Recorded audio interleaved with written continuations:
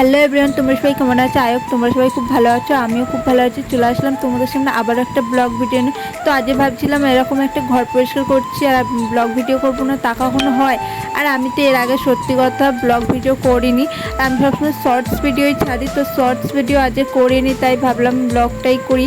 তো সারাদিন কি করব, কিছু তো করে তো একটা ছাড়তে তো হবে ইউটিউবে, যাই হোক তাই ভাবলাম একটা ভিডিও করি। দেখো কলকাতায় এখনও এরকম মাটির ঘর পাওয়া যায়। তোমরা এটাই ভাবছো যে সত্যি কলকাতাতে এখনও মাটির ঘর আছে? তো চলো তোমাদের আমি কি কি করি সেইগুলো দেখাবো আজকে। তো আমি প্রথমবারে ঝাড়ু পাড়ু দিয়ে ভালো করে পরিষ্কার করে নিচ্ছি, সেগুলো তোমাদের দেখাইনি। তারপর দেখলেন নেতা দিয়ে দিলাম বেশ ভালো করে। আর যে জায়গাগুলো গর্ত হয়েছিল না, আমি সেই গর্তগুলোকে ভালো করে মাটি দিয়ে ইট দিয়ে ভালো করে বুঝিয়ে দিচ্ছি, যে এর পরে কখনো ইঁদুর বা ছুঁচো এসে ওইটা থেকে আর না আসতে পারে। ওটা থেকে না এলেও ওরা হয়তো অন্য কোনো গর্ত খুলবে ফিরে। তো যাই হোক, আবার সেই মাটির ঘর বুঝতেই পারছো, ছুঁচো ইঁদুর এদের তো উৎপাত হবেই। আর ওরা ছাড়া কারাই বা করবে বলো এরকম? তবে যাই বলো, মাটির ঘরে কিন্তু ভাই সাপ টাপ ঢোকে না, এটুকুনি পোকামাকড় খুব একটা নেই, শুধু ইঁদুর ছুঁচোগুলোই একটু বেশি হয় আর কি। তারপর বাদবাকি যেটুকুনি মাটি বেঁচে ছিল সেটুকুনি আমি বাইরে বালতি করে নিয়ে ফেলে দিচ্ছিলাম, ফেলে দিইনি, কোনো এক জায়গায় রেখে দিয়েছিলাম। এখন যে মাটির দাম, সত্যি বলছি ভাই, মাটির এখন প্রচুর দাম। মাটি ফেলা কোনো দায় না বাবা আমার, কারণ ঘরটা আমার নয়, আমার শ্বশুরের ঘরটা আমার নয়, তাই মাটি ওইভাবে ফেলে দেওয়াটা উচিত নয়। মাটির এখন প্রচুর দাম। তো দেখতে পাচ্ছ আমি এখনও বুঝোতেই আছি, এখনও গর্ত। অনেকে ভাবছো যে গর্তের মধ্যে সাপ বা কিছু যদি থাকে কামড়ে দেবে, আমি বলছি না, এরকম কিছুই নেই। সাপ টাপ আসলে কি বলতো, মাটির ঘর হতে পারে, কিন্তু ওইসবের কোনো ভয় নেই সত্যি কথা। আর এই মাটির ঘর শান্তির একটা জায়গা। গরমকালে সত্যি যারা এসিতে থাকে তাদের থেকেও বলবো খুবই একটা শান্তির জায়গা, কারণ মাটির ঘরে সত্যিই কোনো গরম হয় না। খালি শীতকালে একটু অসুবিধা হয়, খুব ঠান্ডা লাগে, কিন্তু সত্যি কথা গরমকালে খুব খুব ভালো জায়গা। এটা একটা কাটানোর জন্য খুবই ভালো জায়গা। আমি তো ভালো করে কাদা জল দিয়ে ভালো করে এগুলো সমান করে নিচ্ছি, যাতে না মাটিগুলো নোনা হয়ে যায়। তো এইগুলো করার পর আমি ভাবছি কি করা যায়, কি করে। লাস্টে একটা প্লাস্টিক এনেছিল, আমার শাশুড়িকে বলেছিলাম যাও একটা প্লাস্টিক নিয়ে আসো, তো উনি একটা প্লাস্টিক এনে দিয়েছে। আপাতত প্লাস্টিকটা দিয়ে মাটিটা কিছুটা প্লাস্টার হয়ে যাবে।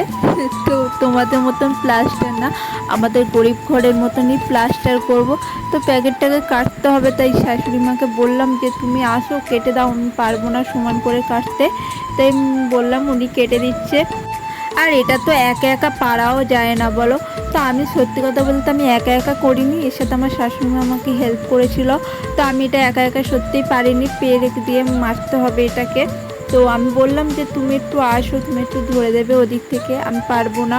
তো উনি বললো ঠিক আছে আমি ধরে দিচ্ছি চ। তারপরে একটু মেপে ধরে দিল, বলছে দেখ আমি একটু ধরবো। আমি বললাম না না থাক, আর ধরতে হবে না, আমি একাই করে নিতে পারবো। বললো ঠিক আছে তুই কাগজ দিয়ে আগে এগুলো বানিয়ে নে, তারপরে পেরেক, আগে ওটা মারবি তারপরে পেরেক মারবি। আমি বললাম ঠিক আছে। বলে আমি তো আমার মতন ঘর গুছোতে থাকলাম, দেখো। আর সত্যি কথা বলতে আমি আর যাই করি না কেন, আমার শাশুড়ির সাথে যতই ঝগড়া হোক যাই হোক, কিন্তু দুজনার মিলটা খুব ভালোই আছে সত্যি কথা। এদিকে যাই হোক, টুকটাক ঝগড়া যেমন হয় তেমন মিলও হয় আমাদের মধ্যে। সত্যি একটু অন্যরকম ভাব আছে।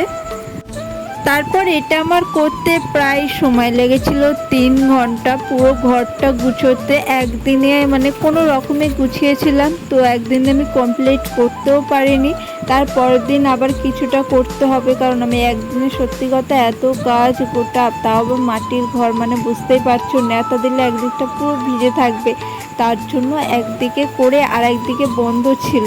তো আমি তো ভালো করে ঘরটা গুছিয়ে নিলাম, ভালো করে ওই আর কি টুকটাক মোটামুটি গুছানো হয়েছিল আর কি, পুরোপুরিটা হয়নি। তো দেখতেই পাচ্ছ আমি এখন আলনাটা মুছছি, আলনাটা মোছার পর ভাবছিলাম কোথায় রাখবো কোথায় রাখবো, তারপর ভাবলাম না, যেখানে ছিল সেখানেই রেখে দিই, যেখানে জিনিস সুবিধের হবে বরঞ্চ।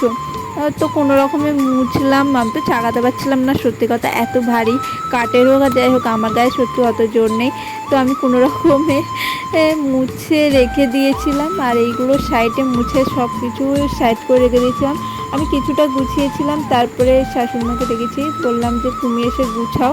তো দেখতেই পাচ্ছ আমার সব অলরেডি গুছানো হয়ে গেছিলো, টুকটাক একটু জামা কাপড়টা গুছানো বাকি ছিল। আর আমি এটা নিয়ে ঘুরঘুর করছি যে দেখি শর্ট খাই কি আর কি। তারপর ভাবছিলাম যে একটা কিছু করবো, তো বলবেন না থাক, এই সময় কিছু করাটা ঠিক না। তখন আমি শাশুড়িমাকে ডাকলাম যে দেখো কেমন কি হয়েছে একটু তুমি বলো। উনি বললো যে হ্যাঁ ঠিক আছে, একটু ঠাকুরের এই দিকটা একটু ঠিক করতে হবে।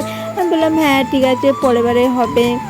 উনি একটু কত কত করে নিল, তো দেখলো আর কি, বলছে ভালো হয়েছে ভালো। আমি বললাম, না ভালো হয়নি ভালো হয়নি, সত্যি মানে মোটামুটি হয়েছে ঘর গুছানোটা। আমি বলছি দেখো কারেন্টের শর্ট মেরেছে আমাকে।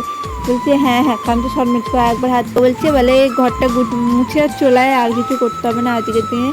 তো আমি আজকের দিনে আর কিছু করিনি, সত্যি কথা। ঘরটা শুরু যা দেখতে পেলে দেখো কেমন। তো যাই হোক, তোমরা যদি আমার বাড়িটা দেখতে চাও তো কমেন্ট করো। এই ভিডিওটা এই পর্যন্ত, দেখার জন্য নেক্সট ভিডিওটা।